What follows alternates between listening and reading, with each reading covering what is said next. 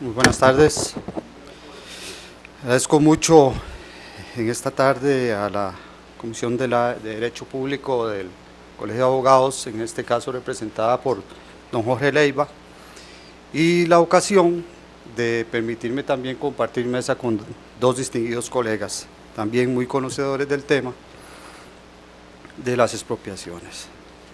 Yo creo que en este caso, al habernos invitado nosotros como representantes del Estado, ustedes estarán esperando que nosotros digamos todas las cosas buenas de la ley de expropiaciones. Porque dicen, bueno, el Estado la promueve, la ley de expropiaciones. Claro, nosotros deberíamos de decir todo lo bueno, pero también debemos decir todo lo malo. Y también compartimos el hecho de la preocupación de don Huber, en donde dice que generalmente hay publicaciones en los medios en donde dicen que el problema de las expropiaciones el problema de la infraestructura vial se debe a que las expropiaciones se atrasan. Entonces, yo veo cada día el diario y me dice algo de expropiaciones, entonces también siento lo mismo que Huber, porque nos están achacando a nosotros también la responsabilidad de que el Estado no camine en materia de expropiaciones. Y cuando dice materia de expropiaciones nos incluye a todos, incluye la administración expropiante, nos incluye a nosotros como representantes del Estado, que somos quienes interponemos los procesos ante el juzgado contencioso, e incluye a los jueces y al Tribunal de Apelaciones porque no resuelve. Y las cosas no son así, señores. Y ya lo hemos dicho en otros medios también, que el problema de la ley de expropiaciones no es una ley, no es un problema de términos y de plazos, no. El problema de la ley de expropiaciones es un problema de gestión pública. Ya lo hemos dicho en otras ocasiones, en otra conferencia que tuvimos la oportunidad de asistir cuando se hizo la reforma de la ley que promovió la ley 96, 90 y ya se me olvidó, todos los días la aplico y se me olvida, no sé, seguro porque estoy nervioso, es que yo difícilmente acudo a estos actos, ¿verdad? Nosotros sí, en la Procuraduría, en algunas ocasiones nos dan audiencias sobre estos proyectos de ley. Precisamente la ley 9286 estableció una reforma en cuanto a los plazos que tenía la ley 7495. La ley 7495 estableció un plazo total de 2 meses para la puesta en posesión.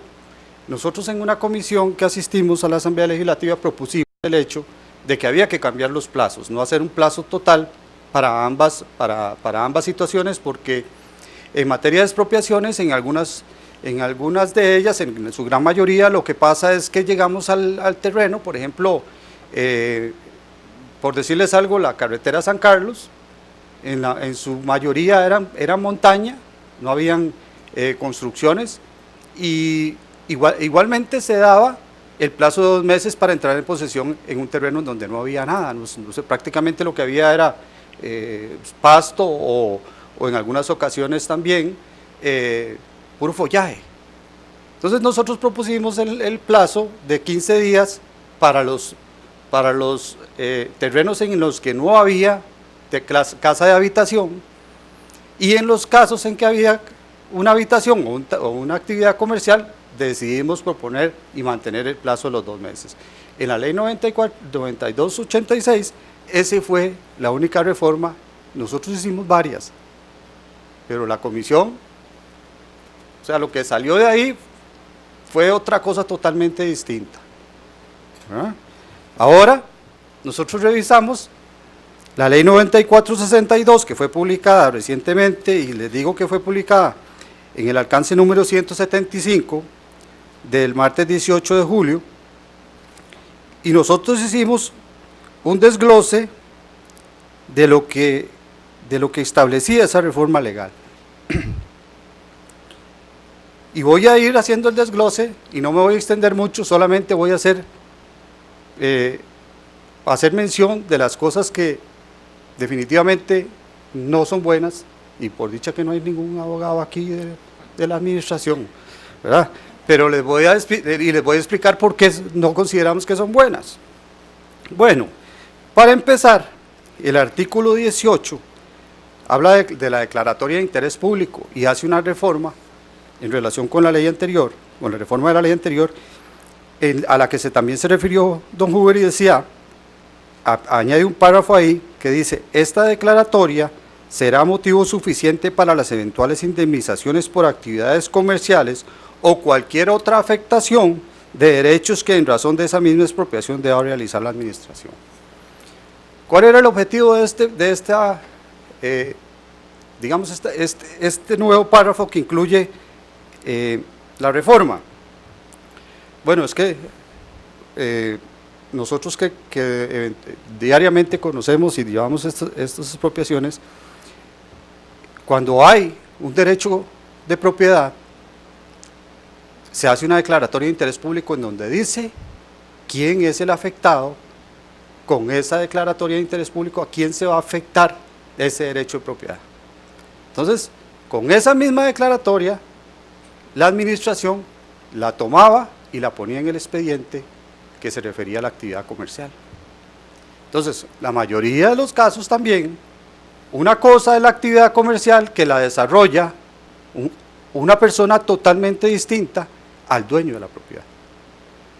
Porque en la mayoría de los casos se alquilan los terrenos y se construyen actividades comerciales y restaurantes o bares o no sé, otras actividades que generan placer al administrado. Pero entonces, ¿qué pasaba? Con la reforma que produjo la sección segunda del Tribunal de Apelaciones, nosotros hicimos ver al MOP, en este caso, bueno, el promovente de esta reforma legal es el MOP, son los personeros del MOP que lo hicieron ellos unilateralmente, digámoslo, lo presentaron el proyecto a la Asamblea Legislativa y luego estando el proyecto en la Asamblea Legislativa nos dieron audiencia a nosotros. Otra vez hicimos algunas modificaciones, algunas observaciones al proyecto y lo que salió fue otra cosa, como siempre. Entonces, lo que pretendía y lo que hace esta declaratoria de interés público perdón Cristina, cuando sale esta reforma, o sea, cuando se publica la ley y nosotros nos vemos esto, entonces lo que vemos es, ok, hicieron caso a lo que dice el Tribunal de Apelaciones, una cosa es el derecho comercial y otra cosa es el derecho de propiedad, porque en el artículo 6 de la ley de expropiaciones dice que deben valorarse los derechos según corresponda y se debe valorar tanto el derecho comercial en un expediente aparte como el derecho de propiedad en otro, son totalmente expedientes diferentes. Lo que pasa es que se utilizaba una sola declaratoria de interés público.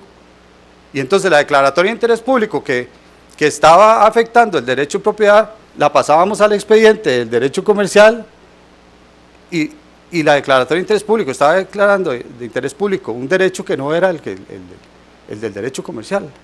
El Tribunal de Apelaciones se da cuenta de eso y nos dice, ok, tienen que hacer la modificación correspondiente. Cuando nosotros comunicamos esto al MOB, y el MOB dice, pero ¿cómo es posible? Eso no puede ser posible, Bernardo. Vea, usted tiene que pelear eso.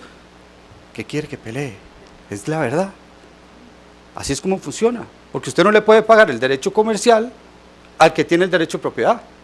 Y efectivamente, entonces lo que pretende esta reforma es hacer una sola declaratoria de interés público, este es el espíritu de esta reforma, una sola declaratoria de interés público en la que se mencione a quién se va a expropiar el derecho comercial y a quién se va a expropiar el derecho de propiedad. Entonces, si se hace una sola declaratoria de interés público, teniendo en cuenta estas dos personas, no hay ningún problema. Eso es lo que pretende la reforma, porque ustedes saben que no hay plata, ¿o no? No sabían que no hay plata en la administración. No es nuevo, ¿verdad? Bueno, no hay para pagar dos publicaciones, ¿no? Entonces el Estado pretende hacer un recorte, también en este caso, ¿verdad?, haciendo una sola publicación. Esto con respecto al artículo 18. En cuanto al artículo 22 de esa ley, aquí en este artículo 22 se refiere a la determinación del justo precio y añade ahí en el párrafo segundo una frase que dice dice el párrafo segundo, el avalúo administrativo debería indicar todos los datos necesarios para valorar el bien que se expropia, y esta es la reforma, tanto del inmueble como de la actividad comercial. Sigo, que se esté realizando y describirá de forma amplia y detallada el método empleado. Entonces ustedes si hacemos una lectura, que no la voy a hacer acá, del artículo 22, ustedes pueden ver que lo que se refiere ahí, los ítems o partidas que establece el artículo 22, no establece cómo se deben valorar o cómo se deben hacer los avalúos para los derechos comerciales. Solamente establece lo que se debe hacer cuando son inmuebles, cuando son derechos de propiedad o construcciones, pero no se hace mención en lo absoluto a cómo debe proceder la administración a valorar los derechos comerciales. Error, craso error.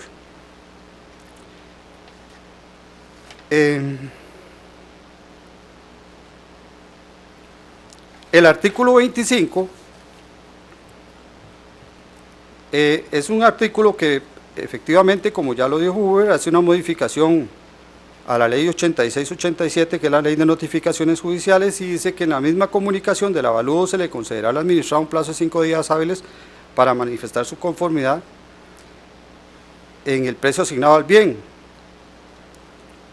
En este caso, pues nos consideramos nosotros que efectivamente es una reforma bastante importante, en razón de que permite que a través de la ley de notificaciones, si el administrado o expropiado señala un correo electrónico en vía administrativa, en vía judicial, permite que se le notifique por vía de correo electrónico.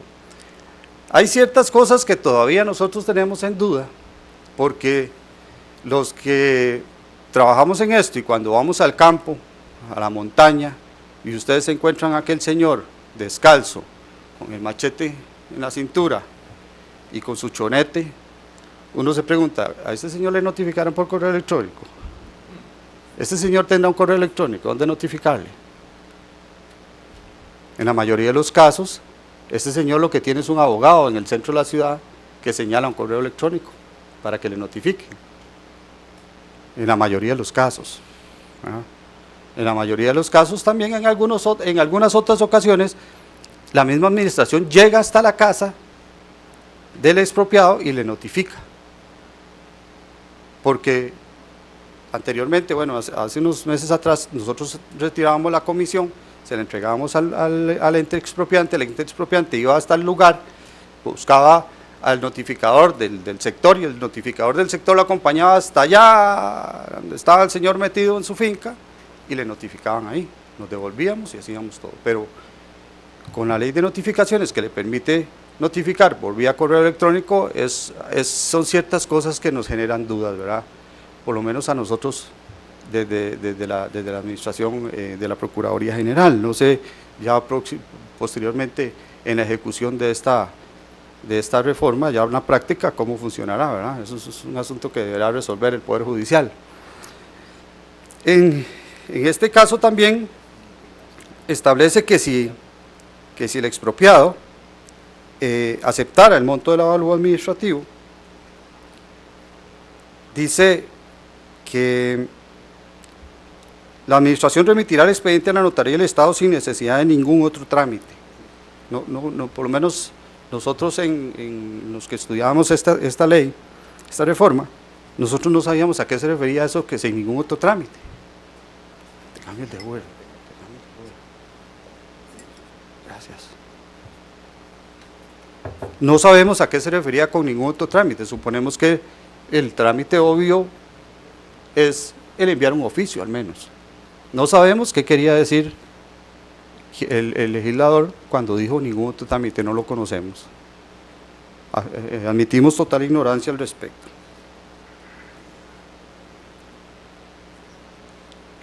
Sí debemos hacer mención también que en este caso, este artículo reduce el plazo original que establecía la ley 7495. La ley 7495 establecía un mínimo de 8 días. En la práctica el juzgado le daba 10 días al administrado para que para notificarle las diligencias de expropiación y obviamente pues el expediente que incluía el avalúo administrativo. En este caso se reduce a 5 días, plazo que nos parece un poco corto, ¿verdad? Porque en este caso de 5 días, si nosotros tomamos en consideración que lo que el expropiado normalmente requiere es un abogado para que lo defienda, cuando le notifican el avalúo administrativo, que normalmente son muchos números, requerirá la asistencia profesional, a no ser de que el abogado sea contador también o profesional en contaduría pública, que le pudiera asesorar en ese caso. Porque en este caso requeriría la asistencia de un contador público que le revise el avalúo administrativo en 5 días. Es bastante difícil. Entonces, vamos viendo cómo los plazos se van disminuyendo y veremos posteriormente cómo se cometen una serie de hierros que está bastante complicado de resolver ya en la práctica por parte del Poder Judicial. Este no establece, en este caso no establece ningún plazo para la actividad, para derechos comerciales. Y pasamos luego al artículo 30 y 32, que son los artículos que se las traen para nosotros. Esta resolución inicial, que establece el artículo 30, dice que en un plazo no mayor de 5 días hábiles, luego de recibida la solicitud de la administración y efectuado el depósito del monto del avalúo administrativo, ojo que pone ciertos pasos a seguir. Okay, en un plazo no mayor de 5 días hábiles, le establece el plazo al juez. Me parece que extenderle o presentarle un plazo de 5 días hábiles al juez es totalmente típico de una persona que no ejerce el derecho ante los tribunales de justicia. Y si ustedes han estado acá y que están acá, ustedes saben lo que es interponer un proceso. Me parece que la persona que propuso esta reforma nunca pensó en lo que es la mora judicial. Porque darle 5 días al juez, por favor, yo creo que el juez ni siquiera en 10 días va a poder ver el expediente, a no ser de que, no sé si Huber conoce el tema, pero por lo menos nosotros sí hemos conversado con los jueces y están corriendo. Yo creo que al principio puede que cumplan, pero con el transcurso del tiempo, eso se va a convertir en lo que hoy se convirtió, o lo que se convierte normalmente las normas en este país, ¿verdad? Que todo colapsa.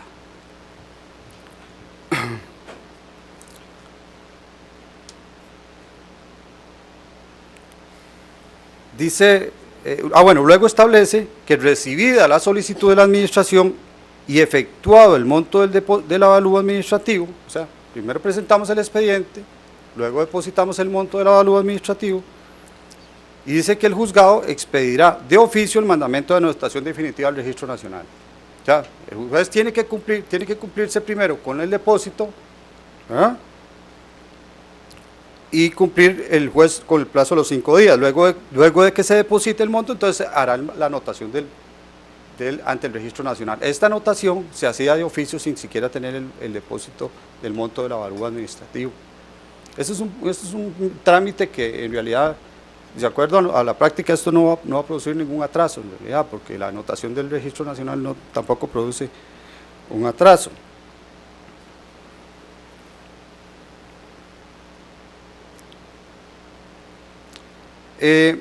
Dice el párrafo segundo, y estos son los artículos que nosotros llegamos a la conclusión de que tienen su mayor cantidad de errores. Dice que el párrafo segundo, que en la misma resolución el juez nombrará un perito idóneo según su especialidad y experiencia para que revise el avalúo administrativo.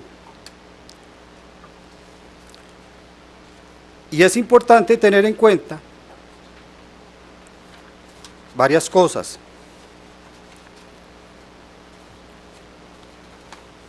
Que ya Huber hizo mención de ellas.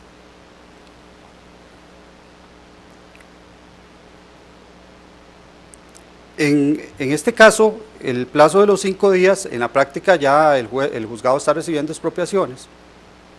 Y lo que hace normalmente es que ustedes ya en la práctica conocen que los depósitos se hacen en cuentas de los despachos, pero con el número de expediente.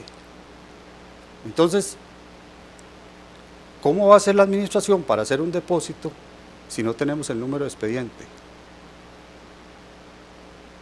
En la resolución inicial se supone que se va a hacer toda la prevención del caso, pero en el juzgado actualmente hay posiciones distintas. ¿Qué es lo que pasa? Bueno, parte del juzgado dice, bueno, le hacemos la notificación y que usted deposite en la cuenta del segundo circuito judicial. Entonces, una vez depositado en esa cuenta del segundo circuito judicial, nosotros hacemos la gestión interna y pedimos que el traslado de fondos a la cuenta del expediente cuando ya tengamos el número de expediente. Eso no estaba en la práctica en la ley anterior. Ahora, la segunda posición del juzgado es, hacemos un auto en donde le hacemos la prevención a la administración para que deposite el monto del avalúo administrativo, dándole el número de expediente, ahora sí, para que deposite en la cuenta que corresponde a dicho expediente. Entonces, son cosas distintas, pero que conllevan un atraso por alguna de las dos razones. Vemos que en estos casos, por lo menos hasta donde voy, vemos como los plazos, el acortar plazos y el acortar tiempo para las diligencias de expropiación, ya vamos atrasados en estos casos, ya se está produciendo el efecto contrario. Ok, sigo.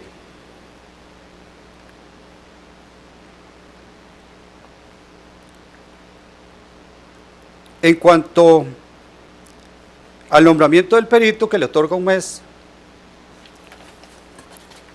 dice en ese artículo dice que se nombrará un perito idóneo. Pero la ley de expropiaciones, por lo menos en estas reformas que se han hecho, lo que se hace es reformar artículos por artículos. No se hace una revisión general de la norma.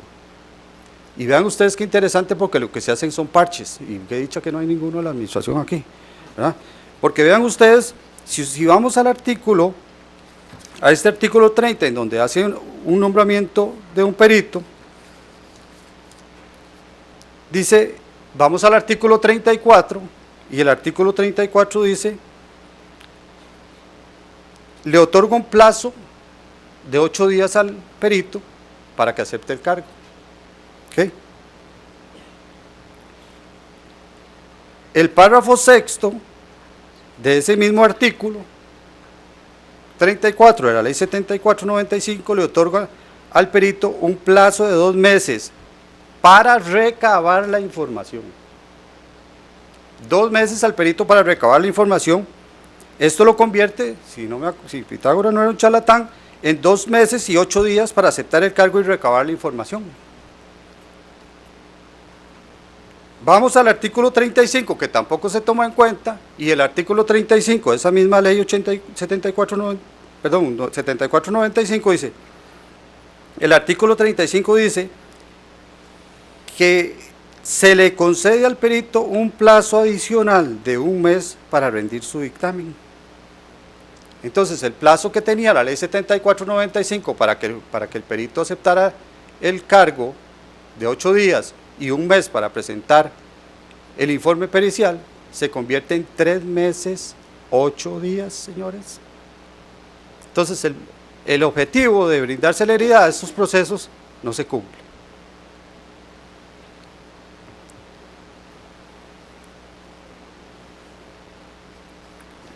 No obstante, esa la resolución inicial le otorga un plazo de 15 días al expropiado para que se vaya. Entonces, como bien lo decía Huber, ¿qué va a llegar a valorar el perito si tiene 3 meses y 8 días para hacer su informe pericial? Si la administración tiene 15 días para tomar posesión y sin ulterior trámite, sin revisión del juez. Cuando el perito llegue, yo creo que tendrá que valorar el trabajo de la constructora que está ahí, porque no va a haber los cultivos o los terrenos, no van a estar las cercas, no va a poder determinar si efectivamente había una actividad lechera o de carne, o si había una actividad no sé, de cría de ovejas, o no sé, lo que se nos pudiera ocurrir en este momento. Cuando el perito llegue no va a haber nada. Pero es que no es solo eso, hay otras cosas que se establecen en el artículo 32. Y dice que la administración entrará en posesión del inmueble sin ulterior trámite. Bien lo decía Huber, no existe revisión del juez de si el avalúo administrativo es acorde o no con lo que está en el campo. No permite que el juez se oponga o que impida la entrada en posesión de la administración si no coincide o si por lo menos no tiene una valoración previa de lo que hay en el campo con lo que valora el perito de la administración.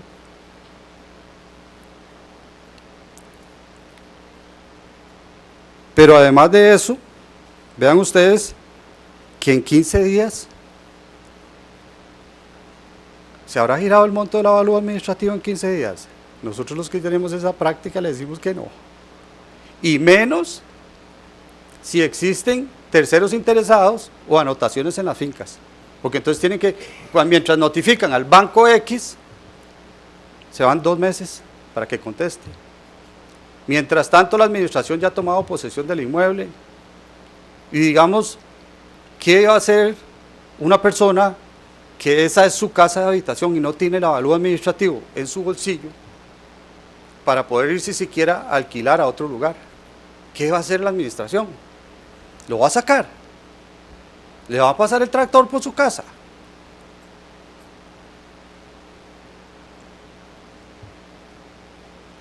¿Cómo va a actuar la administración en esa toma de posesión sin ulterior trámite? Si lo hace sin la jurisdicción, sin la revisión de la jurisdicción contencioso administrativo. ¿Cómo lo va a hacer? O sea, nosotros hemos preguntado a la administración y ni siquiera ellos saben cómo hacerlo.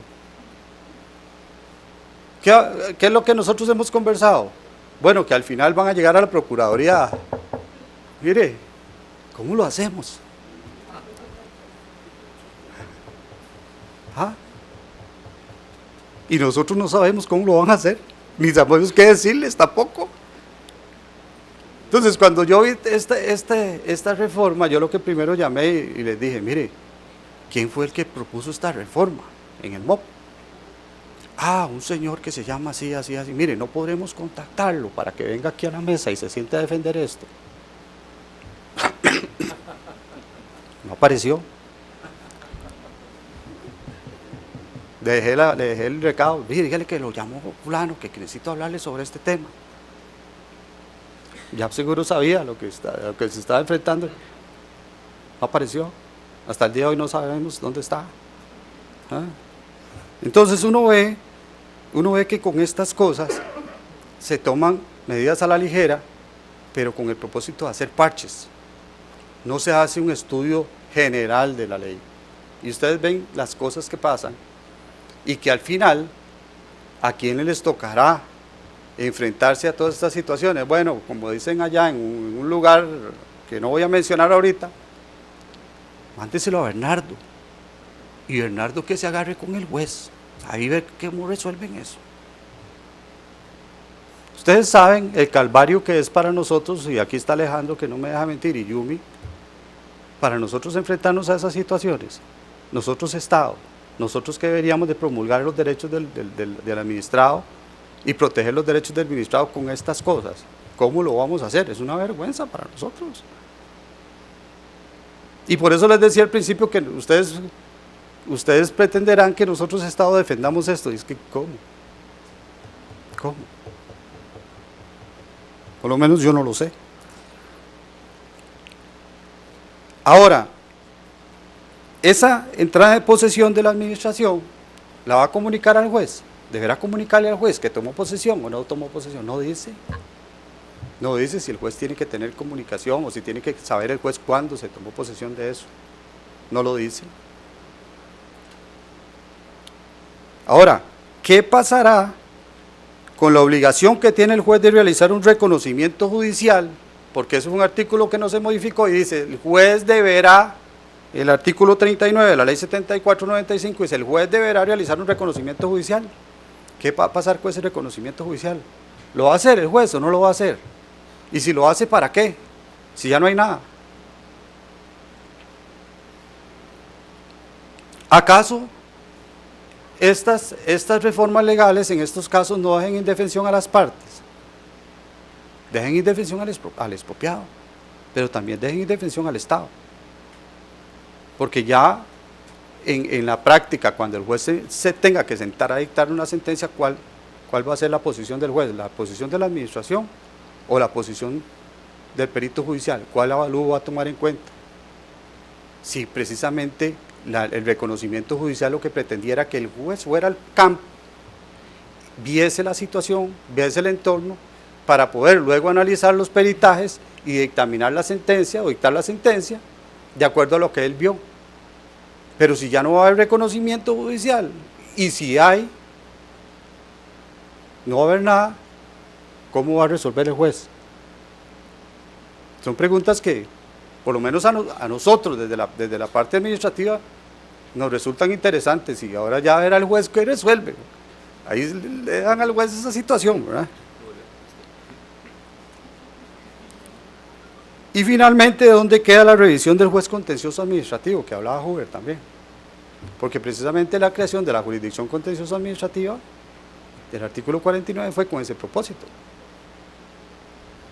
Entonces, ¿hasta qué punto, y no es que sea mi posición, hasta qué punto no resultarían más baratas para la administración las vías de hecho? En vez de proceder a un juzgado a presentar una expropiación. ¿No sería más fácil para el Estado llegar y decirle a los señores, mire, le vamos a pasar el tractor mañana, recoja sus cositas y se va? Y si usted no se va, lo sacamos con la policía, lo sacan con la policía, le pasan el tractor y después vaya y demándeme. Es prácticamente lo que podría suceder en estos casos. Y hasta más barato y más eficiente para la administración, que no lo vamos a hacer, eso sí. No crean que lo vamos a hacer. Porque yo siempre digo, y a veces la gente lo toma de manera jocosa, pero yo le digo a los abogados, mire, ojalá que a mí nunca me expropien. Yo le pido a Dios que a mí nunca me expropien, porque ahí sí es...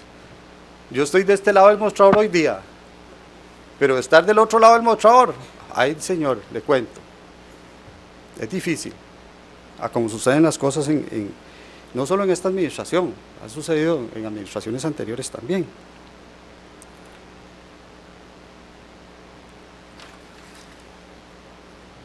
Pero además de eso, ya para finalizar,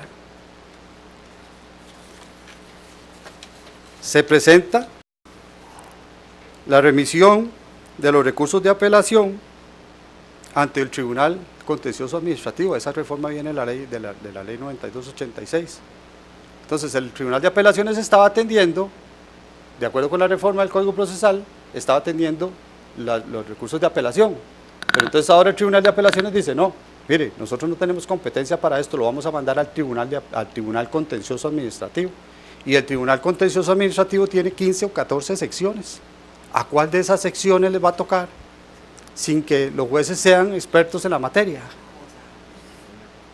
Esas son cosas, y no solo eso, sino que ahora va a trazarse todavía más. La celeridad de la ley de expropiaciones estribaba mucho en el Tribunal de Apelaciones, porque el Tribunal de Apelaciones señalaba, luego presentado el recurso, señalaba 15 días, un mes, y el mismo día que íbamos a la audiencia, dictaba la sentencia. Ahora no sabemos qué va a pasar. Y solo para agregarles algo más, en años anteriores, el Estado viajaba o llevaba al juez en un vehículo de la administración expropiante al campo. Entonces, el Estado ponía un vehículo, le decía, señores, necesito que me lleve estos señores allá. Se montaban en el vehículo, los llevaban al campo y los traían. Ahora resulta de que por una disposición de la Secretaría de la Corte, ya no se puede hacer eso. Entonces ahora el Ministerio tiene que depositar un monto de viáticos y transporte para que el Poder Judicial pueda alquilar un vehículo, para que vaya el juez, el asistente y un chofer del Poder Judicial allá al campo. Por una queja de una señora que dijo que no era posible porque en estos casos la administración incidía en el transcurso, en la decisión que pudiera tomar el juez. Señores, y ustedes saben que quien trasladaba al juez en esos casos era un chofer y un gestor, que ni siquiera era el perito de la administración que pudiese convencer al MOP. La Corte Plena tomó esa decisión, ahora nos obliga, obliga a la administración a hacer un depósito previo, que muchas veces diligencias de expropiación o de reconocimiento judicial y puesta en posesión se han suspendido porque no hay plata. Y recientemente el tesorero del CONAVI nos llamó y nos dijo: Bernardo, no tenemos plata, no tenemos dinero para hacerte esas gestiones. Entonces, la celeridad del proceso, la celeridad que la ley le está imprimiendo a o sea, la pretendida celeridad que le daba esta reforma a la ley de expropiaciones, señores y señoras, no resultó. Contrario a lo que establecía la ley 7495 en su fase original, que sí, bien es cierto, y nosotros hemos insistido, como les decía anteriormente, que esto no es un problema de ley, sino que es un problema de gestión, y es un problema de gestión administrativa, de recursos y de compromiso de los funcionarios públicos. Porque no les voy a hablar acá de lo que la Procuraduría hace, que no dice la ley, pero que tampoco es ilegal, pero cosas que hacemos para aligerar el proceso que no nos corresponde a nosotros. Y como algunos funcionarios públicos dicen: a mí no me toca, ustedes han oído hablar eso, nosotros no, en la oficina de nosotros no hacemos eso. A nosotros sí nos toca, porque sentimos un compromiso con el desarrollo de la obra vial de este país. Lamentablemente, no toda la administración piensa igual, y hemos pedido en el pasado, solo para ponerles un ejemplo, hemos pedido una certificación de registro a la administración en octubre, y esa certificación de registro nos llegó en abril del año siguiente. Entonces, señores, nosotros no podemos llegar, como un juez nos dijo en algún momento que me iba a acusar a mí, ¿verdad?, porque yo no pagaba o hacía un depósito que ya me había prevenido 3 veces, y nosotros las 3 veces le habíamos hecho la prevención a la administración de que depositara, y el juez me amenazaba con un proceso penal por desobediencia, como si yo pudiese llegar a la administración y tomar decisiones. No me corresponde. Ojalá y me correspondiera, ¿verdad? Un día, hace un tiempo atrás, estando un ministro con el que teníamos alguna relación previa, fuimos a una reunión en donde le dijimos: señor, mire, aquí lo que pasa, porque teníamos la confianza necesaria, le dije: mire, aquí lo que pasa es que hay que poner a trabajar este montón de vagabundos. Así se lo dije, porque yo tenía una relación con él, ¿verdad? Y me dice: ¿verdad? Le digo: sí, saque el chilillo y empieza a trabajar, pone a trabajar toda esta gente. Me dice: mira, qué dicha que viniste, porque ahora que vos vas saliendo, viene la empresa tal a reunirnos, quédate para que saques el chilillo vos aquí, me dice. Y le digo: mire, me encantaría, pero mis competencias no llegan hasta ahí. Me encantaría, por el compromiso que como funcionario público siento ante este país, y pues modestamente me gusta ganarme mi salario, no me gusta llegar a calentar una silla ahí. Y si ustedes, porque ya lo hemos hecho y lo hemos determinado, lo hemos comprobado, a nosotros nos han llegado a golpear el escritorio los diputados, diciéndonos: ustedes son los que tienen atrasándose las expropiaciones. A nosotros, señores, a mi oficina, yo no hablo por el resto de oficinas que llevan expropiaciones, a mi oficina un expediente de expropiación entra hoy, y mañana a las 3 de la tarde lo está recibiendo el Departamento de Recepción de Documentos en el segundo circuito judicial. A nosotros no se nos atrasan los procesos, porque nosotros sabemos lo que esto conlleva y sabemos la celeridad que tiene la obra vial en este país. Lamentablemente, pues hasta el momento, Yumi y yo estamos solos. Muchas gracias.